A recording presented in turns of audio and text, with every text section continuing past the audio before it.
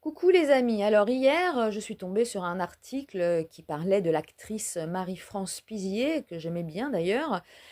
Et donc cette actrice est décédée, enfin on l'a retrouvée le 24 avril 2011 au fond de sa piscine, coincée dans une chaise en fer forgé. Bon, assez intriguant. Donc, je me suis dit, tiens, on va regarder sa carte astrale, hein. Alors, on l'a retrouvé le 24, donc je me suis dit, on va regarder la lune qui a précédé, hein. Il y avait une pleine lune le 18 avril, une pleine lune en balance. Donc le maître de la balance, c'est Vénus, hein. Vénus, regardez, elle est sur la pointe de sa maison 7. Elle fait carré à son milieu du ciel et carré à Saturne. Alors Vénus en maison 7, cette position montre qu'elle avait une connexion avec quelqu'un, un partenaire ou un ennemi déclaré, c'est-à-dire qu'on connaît, hein, ou alors une personne en lien avec une affaire légale. Bon, euh, on voit le carré avec son milieu du ciel, donc une tension entre son image publique et ses relations personnelles, Vénus, hein. Donc ça peut indiquer des problèmes sociaux, un scandale ou une pression extérieure concernant une relation.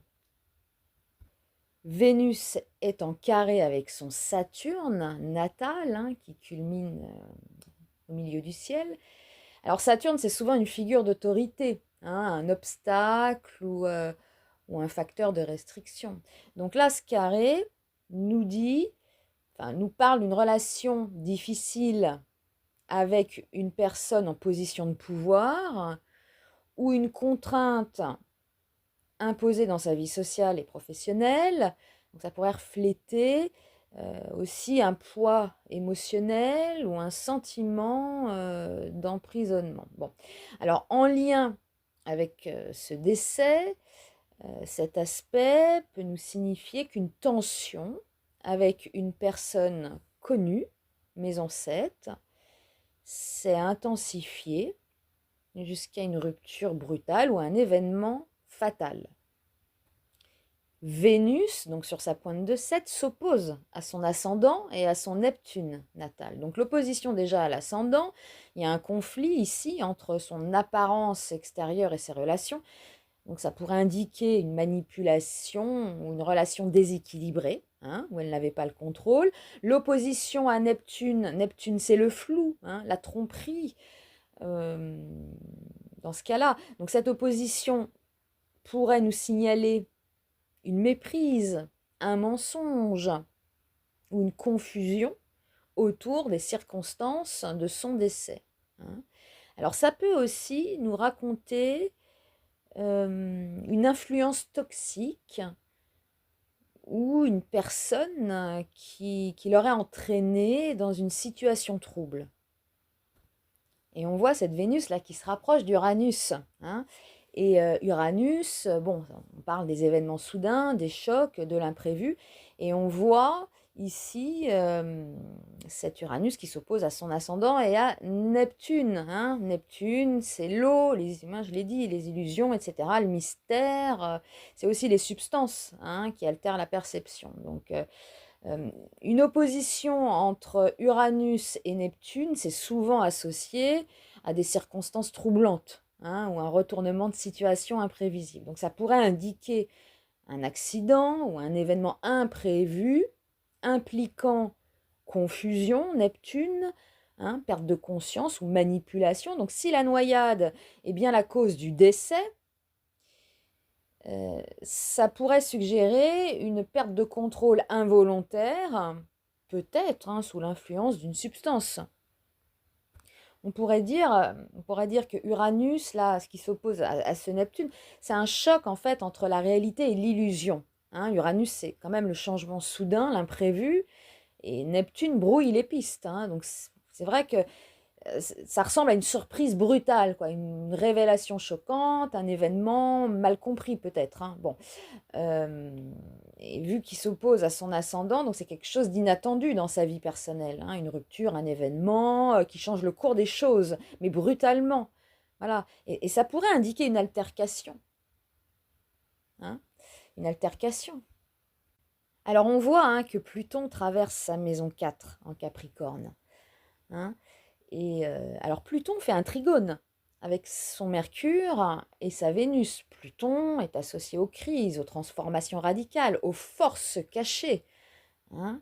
Et bon, Mercure, on sait, communication, les déplacements, les échanges. Vénus, bon, les relations, les émotions, voilà, l'amour, les attachements. Bon, alors ce trigone semble harmonieux comme ça en surface.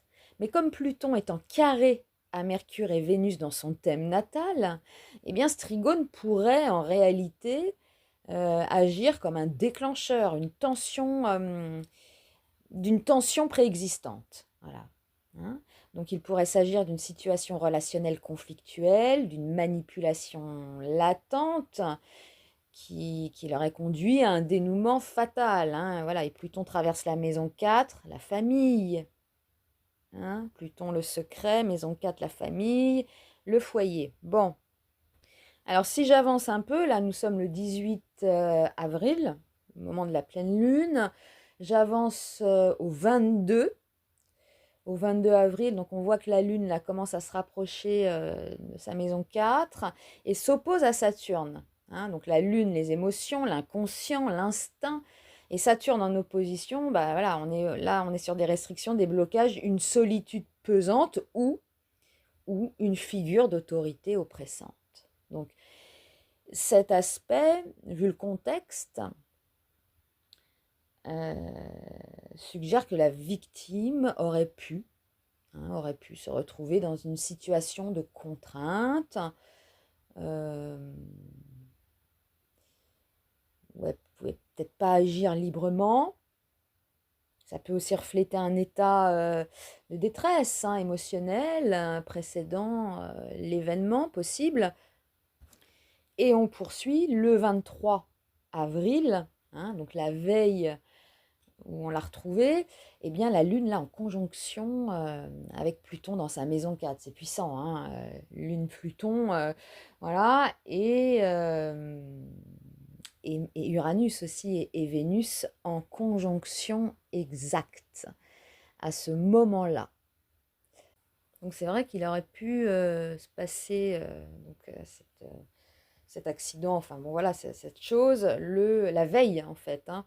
Je ne serais pas étonnée quand la Lune est entrée en conjonction avec Pluton. Bon, c'est une possibilité.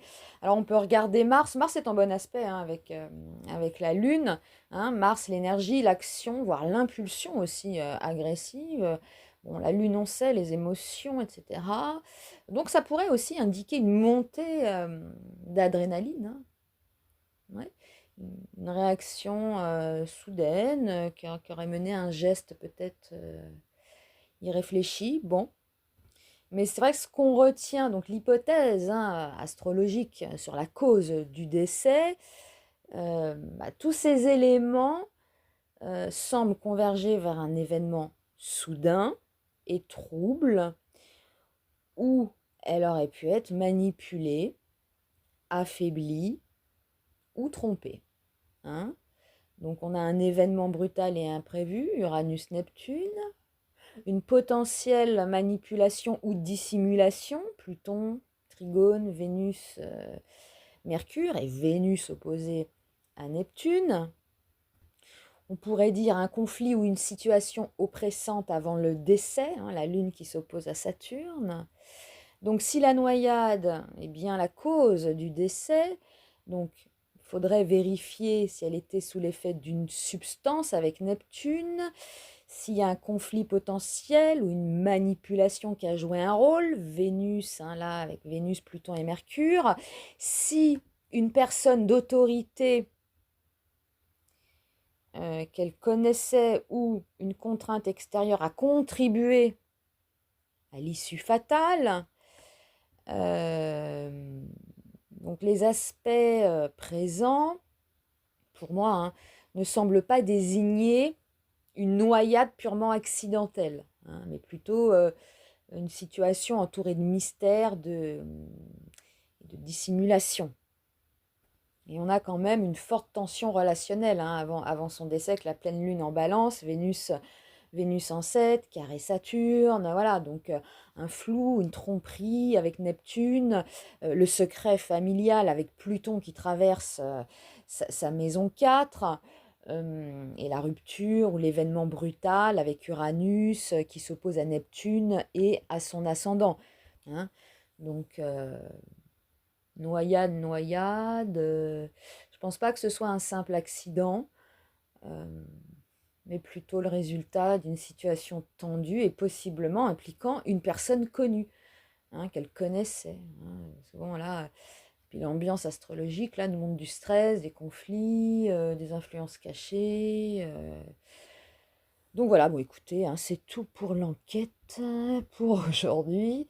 Voilà, voilà. Mais j'aimais beaucoup cette actrice. Et bon, bah, c'est vrai que c'est assez flagrant là sur sa carte, tout ça, quoi. Hein, et c'est vrai qu'ils n'ont pas poussé plus loin, on n'en sait pas plus, hein. C'est quand même assez étrange, cette position, la coincée dans une chaise en fer forgé. Bon, hein, voilà, donc ça reflète bien avec les astres, mine de rien. Voilà, bon écoutez, je vous embrasse, à bientôt.